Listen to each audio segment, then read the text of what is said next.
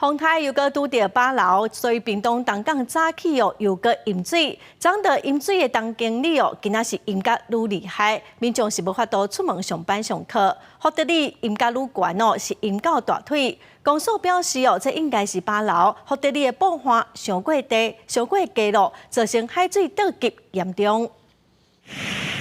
大雁向海边拍来，苏阿台风拄过，搁拄着年度大楼。屏东邦山沿海海水明显涨悬，长涌悬大约3米，互东港东景福德顶里31大淹水。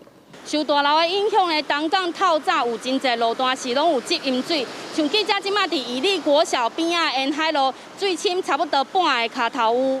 汽车开过淹水的路段，积水四界乱喷，骑车载囡仔上课的家长，规气落车用牵的。前一天大楼道淹着马路的店家，也是骑家，天要到5点外开始，全部淹入去厝内，国军赶紧载沙包来，互民众用。使用者的习惯是着介紧，摕介紧，这摆上严重的啊。整个河体全部都满出来，根本没有办法抽啊，抽没有，只有能应付那个。